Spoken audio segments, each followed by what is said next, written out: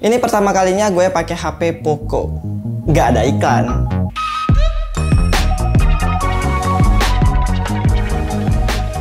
Kalau biasanya yang pakai HP Poco itu adalah Farid, tapi kali ini gue yang nyobain langsung karena penasaran sama kualitas dari HP ini yang sering jadi idaman atau sering di-mention sama netizen. Mending Poco, mending Poco.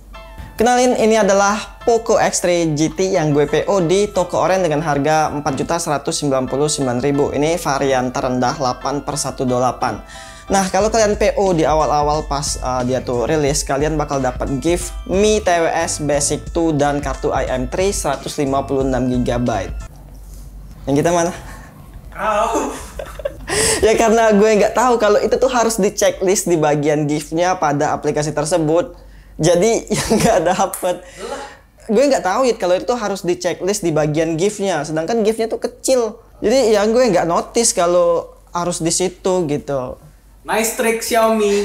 Ya padahal sayang banget loh, itu giftnya up to 500 ribuan. Tapi ya udahlah. Tips saja kalau kalian emang banyak nyimpan file itu ambil yang varian 256 GB karena di HP ini nggak ada slot SD card. Dia cuma dual nano SIM untuk bagian sebelah kirinya. Terus di atas ada mic, speaker, dan seperti biasa ada IR blaster yang emang berguna di kehidupan sehari-hari. Kalau kelupaan nyari remote, tinggal pakai aplikasi Mi Remote yang ada di semua HP Xiaomi dan Poco. Lalu di sebelah kanan ada volume dan power button yang sekalian jadi fingerprint. Jadi bisa dipastikan layar HP ini masih IPS panel. Dan kalau di bawah ada mic lagi, port Type-C, dan speaker lagi. Jadi HP ini stereo speaker pastinya ya. Poco! Ya nggak ada audio jack, tapi tenang aja, di dalam box kita tuh masih dapetin dongle C2 audio jack. Tapi sayangnya nggak dapet headsetnya cuy. Nah, untuk bagian desain ini sudah berubah ya dari seri Poco X3 sebelumnya, terutama di susunan kamera. Sekarang ada di sebelah kiri dan layout mengkotak. Gue lebih suka kayak gini dibanding sebelumnya, kelihatan lebih elegan aja sih. Apalagi lensa yang atas, frame kotak ini tuh ngingetin gue sama lensa periskop yang ada di Samsung S20 Ultra, Oppo Find X2 Pro. Jadi kayak langsung ke doktrin gitu sama HP-HP flagship. Tapi ya bukan lensa periskop ya, gile aja lah. Nah ini gue ambil yang warna hitam karena lebih umum aja, lebih laki gitu, dan gak ada garis-garisnya. Beda sama warna lain. Dia ada 3 warna, biru, putih, dan hitam. Yang hitam ini tuh finishingnya ada glitteran, glitter-glitter gitu ya. Tapi ini gak terlalu kelihatan banget lah dan gak mencolok banget, jadi masih oke. Terus kalau dilihat lagi yang atas ini tuh kalau kena cahaya ya, dia tuh jadi kayak dual tone gitu, chrome dan hitam. Ya sayangnya finishing glossy kayak gini bakal nempelin sidik jari, tapi di bagian framenya ini tuh matte finish. Nice. Materialnya dia pakai bahan plastik untuk bagian belakang dan kaca untuk bagian layar. Sudah dilindungi Corning Gorilla Glass Victus, proteksi paling kuat dari Gorilla Glass. Dan seperti kebanyakan Android, layarnya ini sudah terpasang anti gores. Nggak kayak Apple ya, pelit. Untuk ukurannya ini 6,6 inci, lumayan panjang dikit ya. Dan ketebalan 8,9 mm, lumayan tebal karena baterainya tuh 5000 mAh. Jadi ya maklum, ketebalan segini tuh jadi standar HP dengan baterai 5000 mAh. Masuk ke bagian hal yang paling diandalkan dari HP Poco, yaitu spesifikasinya. Spek sheet nggak ada lawan emang. Dari semua HP yang ada di muka bumi ini, spek Poco yang paling unggul di kelasnya. Speknya tuh nggak ngotak, selalu di atas rata-rata dari brand lain. Selalu jadi pembunuh buat brand lain jual harga segini, Poco jual harga lebih murah. Bayangin aja, Poco X3 GT ini pakai prosesor MediaTek Dimensity 1100 5G 6 nanometer, prosesor flagship level yang setara Snapdragon 860, tapi dijual dengan harga 4 jutaan. Dan ini HP juga jadi yang pertama pakai prosesor ini untuk di Indonesia. Lalu RAM-nya 8GB plus extended 2GB. Sebenarnya gue nggak tahu ya, belum ngerasain banget sih fitur extended RAM ini yang sekarang emang lagi gencar-gencarnya dipakai di HP-HP sekarang. Baterainya 5000 mAh pastinya awet. Lalu untuk chargernya 67 watt. Ini pastinya ngebut banget. Biasanya 67 watt tuh HP di atas 5 jutaan. Nah, untuk skor Antutunya ini nyentuh di 510.000, skor yang tinggi di harga 4 jutaan. Bahkan skor ini tuh lebih tinggi dibanding Snapdragon 860 di HP Poco X3 Pro.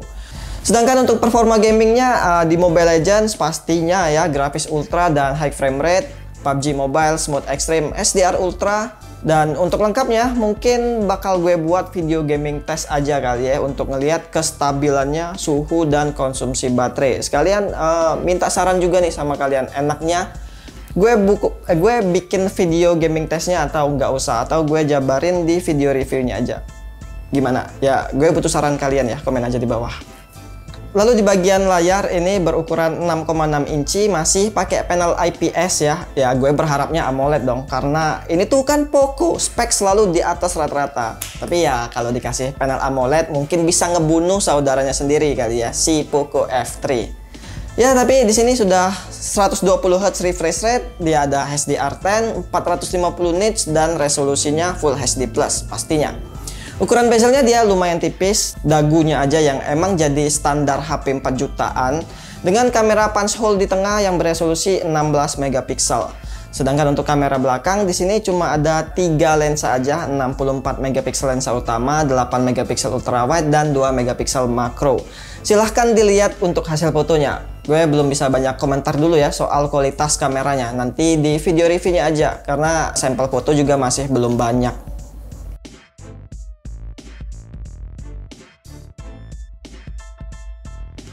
Dan untuk impresinya soal experience dari HP ini, yang pertama vibration motornya tuh enak, terus ngebut ya secara chipset flagship ditambah layar 120 Hz itu emang berasa banget wasfus-wasfusnya.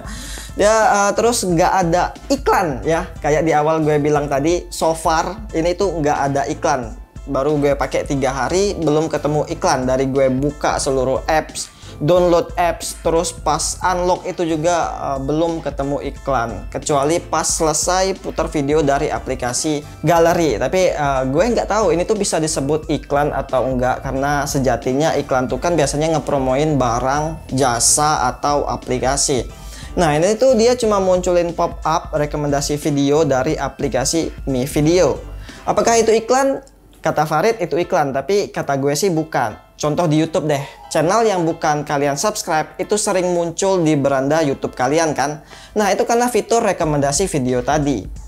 Ya padahal gue tuh mau ngerasain sih gimana semengganggunya itu iklan, karena hal ini tuh sangat diresahkan sama Farid, yang dimana ya dia memang mengutamakan kenyamanan dari sebuah HP.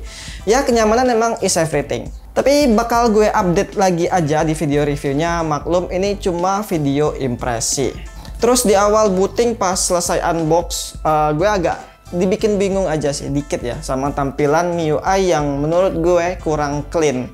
Tapi emang di MIUI 12 ini tuh udah semakin bagus, semakin mirip stok Android. Maklum udah lama gak pegang MIUI, terakhir gue pakai HP Xiaomi itu di tahun 2017. Xiaomi Redmi Note 4X yang gue beli langsung dari Farid juga, dan sekarang HP-nya sudah hilang di bobol maling beserta kamera kemarin.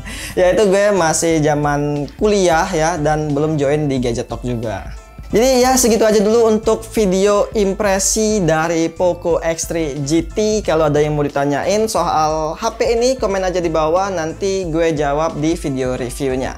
Gue Dayat dan sampai jumpa di video selanjutnya. Oke. Nyobain akhirnya ya HP yang sering selalu